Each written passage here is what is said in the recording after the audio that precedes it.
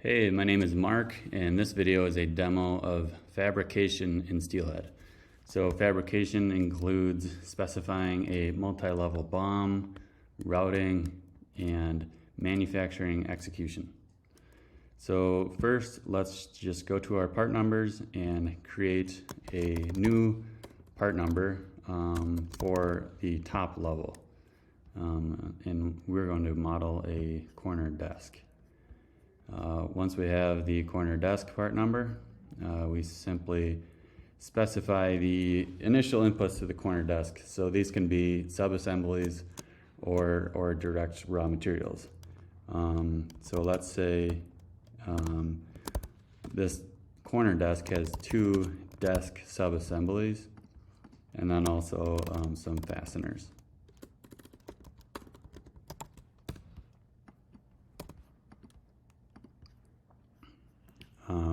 Once we kind of have our part transform tree going, we can access this tree view. And let's say that desk number 1 has desk legs. Let's say it has 4, and then also has desk surface number 1 and 1 desk surface.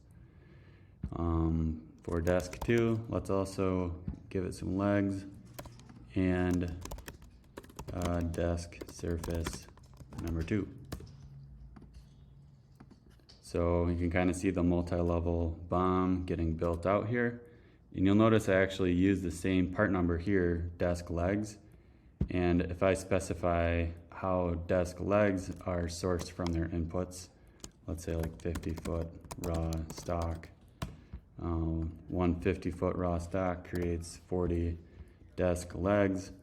It actually inserts that tree in both spots.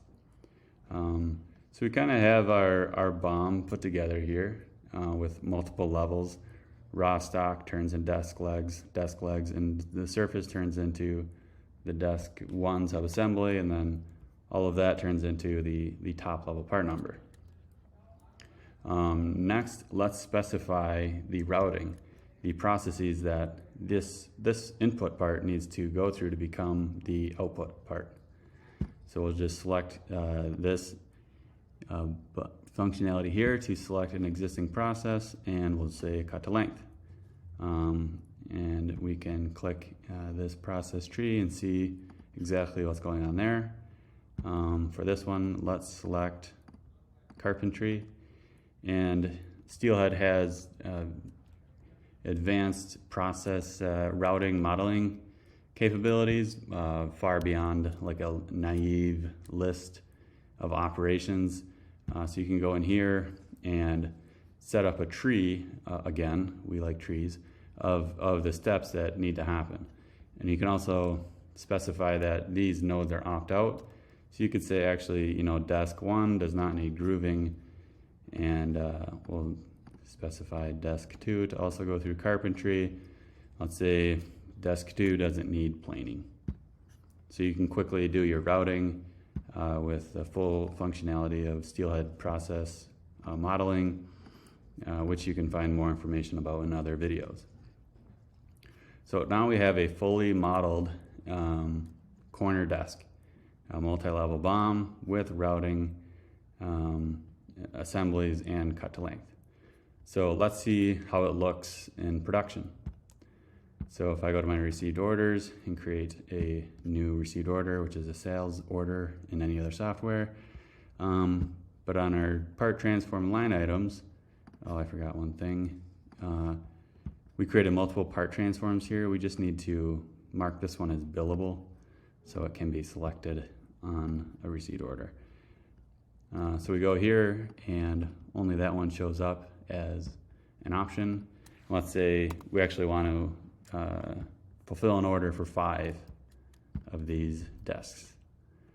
So now on the received order, when I click on the line item, I get the manufacturing view of the 5 corner desks with the multi-level BOM. So generally here, your nodes with 0 children are your raw material. So you can go in here and just specify your inventory of your raw materials. So let's say we have fasteners. Let's say we have a bunch of these in inventory. And our desk surface, let's just say we have these in inventory.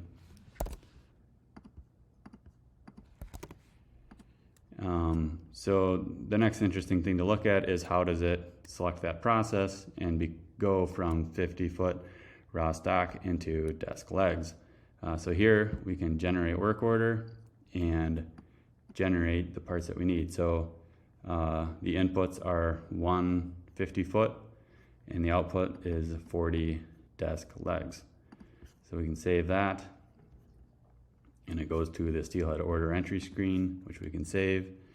And now that is in planned parts, and once they get stepped past the first node, they are then the inputs are depleted from inventory and it's in process.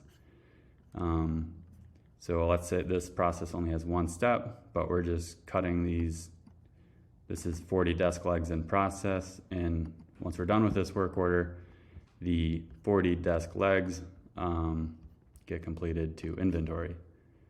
We can navigate back to the line item, and we can see that we have 20 legs in stock, well,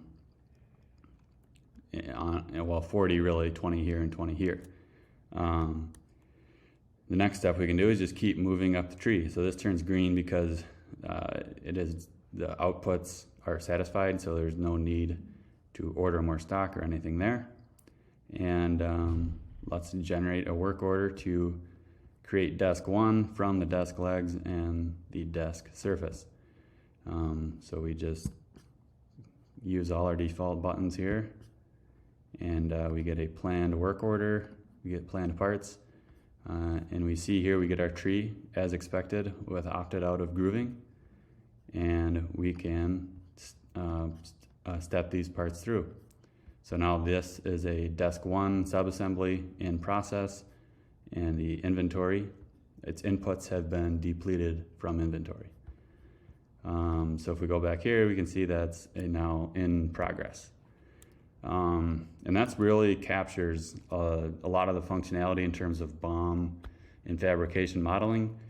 Steelhead has a ton of features around operator instruction and collecting certs and specs and costing and all other kinds of things that you can see in other videos, but I just wanted to demo the fabrication functionality.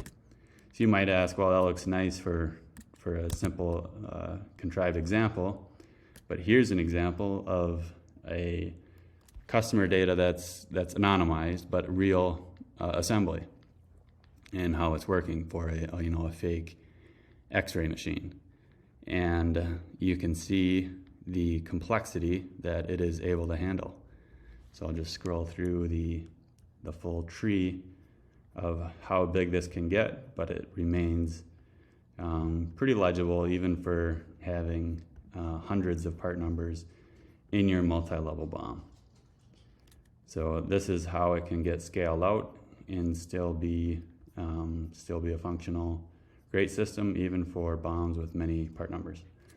So this has been a demonstration of fabrication in Steelhead. Thank you.